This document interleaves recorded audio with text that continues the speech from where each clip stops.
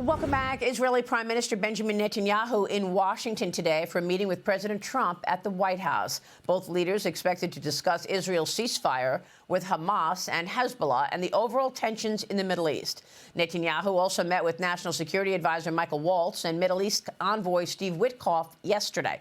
The Trump administration reportedly asking congressional leadership to approve a new $1 billion arms sale to Israel, which will include thousands of bombs, armored bulldozers, and other weapons. Joining me now is Fox News senior strategic analyst and the chairman of the Institute for the Study of War, Gen.Jack Keane. General, it's great to see you this morning. Thanks so much for being here. Yeah, delighted to be here, Maria. What are you expecting out of the Netanyahu meeting?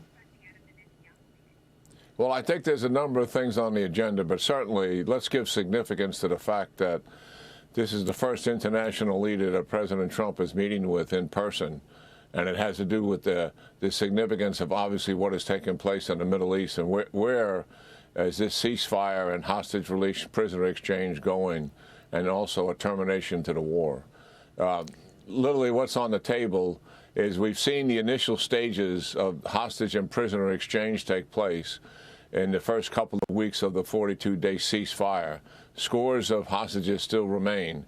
And today is supposed to be the beginning of the second phase of the operation in terms of negotiations. It looks like Prime Minister Netanyahu is going to send his team to Doha at the end of the week after having having discussions with President Trump to begin those negotiations. And what's critical about those certainly are how far apart Hamas and Prime Minister Netanyahu truly are. What the end state of those negotiations are supposed to be, Hamas is supposed to give up governance, which is unlikely given what we've already seen in the video exchanges of the hostages. And Israel is supposed to leave Gaza and end the war permanently. Both of those are clearly at odds. And so that's going to be on the table for discussion. Normalization of relationships between Saudi Arabia and Israel is the second thing on the discussion. Much more pressure on Saudi Arabia now, Maria, as a result of the war, in terms of what is the final solution for the Palestinians. Is there a pathway to an end state? Certainly, one of the reasons for Hamas beginning this war was to stop that normalization that was taking place, and they certainly have achieved it. And then the third thing, Maria, is what are they going to do about Iran? Iran is back on their heels, and there's a huge strategic opportunity to end their influence in the Middle East, something we have not been able to do for 44 years. And, of course, the Qataris are in the middle of this, right? What do you want to ask the Qataris or the Prime Minister of Qatar about all of this? Because they're right there in the negotiating role of dealing with Hamas, Hezbollah on one side and the Israelis on the other. Yeah, well, they're arbitrating, obviously, the negotiations that are going to take place in Qatar, now likely to begin at the end of the week. And those are tough issues. I think Prime Minister Netanyahu, really where he is, he still does not want Hamas to stay in control of Gaza, which means after the hostage prisoner exchange release, or where likely most of them are released, he would like to go in there and end this.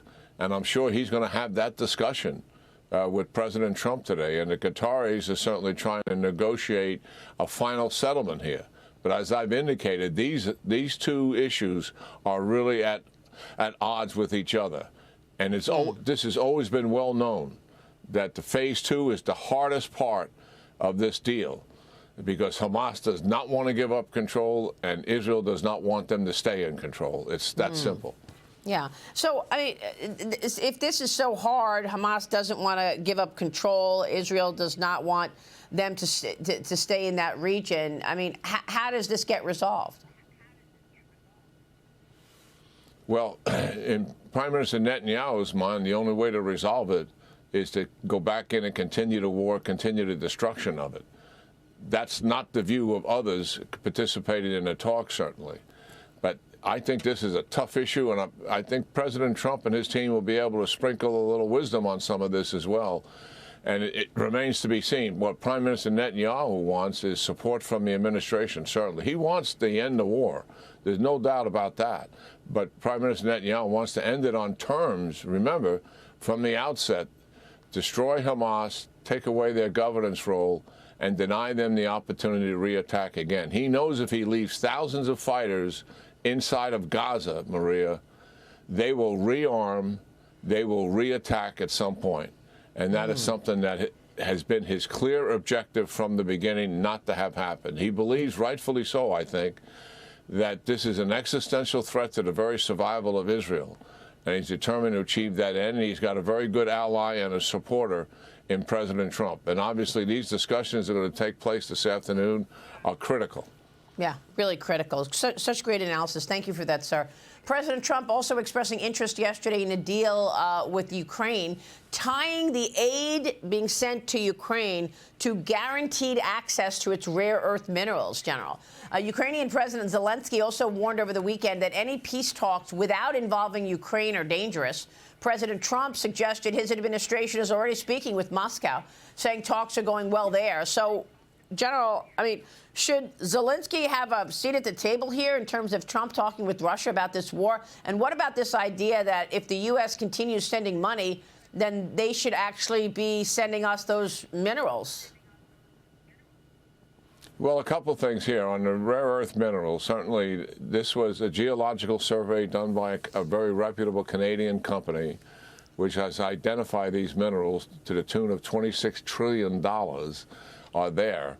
And myself and Mark Thiessen wrote an article in the Washington Post about how we can take American taxpayers' dollars off the table here by, one, using Russian frozen assets, and two, using these rare earth minerals as collateral for loans that clearly the Ukrainians will be able to pay back.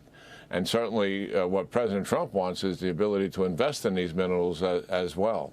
All of that is certainly possible going forward, and it begins to change the political dynamics in our country in terms of continuing to provide assistance to Ukraine financially. Secondly, it's unlikely we're going to make any real progress in negotiations until Russia and Ukraine sit down and talk to each other. Certainly, General Kellogg is talking to each and setting the conditions for those negotiations. But once those negotiations start, hopefully we'll be able to make some real progress. Putin has yet to make up his mind that he's going to come to the negotiating table, and likely President Trump is going to have to put some pressure on him. Really interesting. Meanwhile, then there's Iran reportedly developing nuclear missiles based on North Korean designs that can reach Europe, General. The National Council of Resistance of Iran is accusing Tehran of expediting these nuclear weapons programs, with two facilities rushing to complete a warhead capable of traveling more than 1,800 miles in a hurry. Your reaction?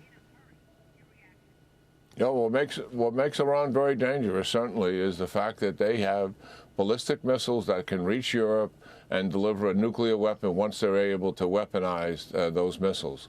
That's the path that they're on. The issue we have now is we can take them off that path. Two ways. What Israel would like to do is kinetically take down their nuclear enterprise, their 12 or so sites that they have, with the assistance of the United States, or voluntarily get Iran to dismantle the program, verification, a date certain, inspectors doing it, etc. There's a couple of pathways here and a couple of options. Those will be discussed this afternoon. And certainly there is a huge opportunity here for Iran never to continue to be the malign and adverse menace they've been for 44 years. They are literally back on their heels now. I mean, do the Qataris want that? Is this something that everyone wants, or are half of the people here talking about it complicit, and they actually want Iran to get stronger? Most of the region wants Iran to stop the malign and aggressive activity that they've had for all of these years, 44 years of it. They have destabilized the Middle East. And now they're militarily defenseless. They've lost two of their most important proxies have been decimated. They've lost their strategic platform in Syria. We have never seen them as weak as this since their existence, and we have to take advantage of it. Wow, great point. General, it's always a pleasure to talk with you. Thank you, sir. Yeah, great talking to you, Maria. Have a good week. All right, and to you, Gen.Jack Keane.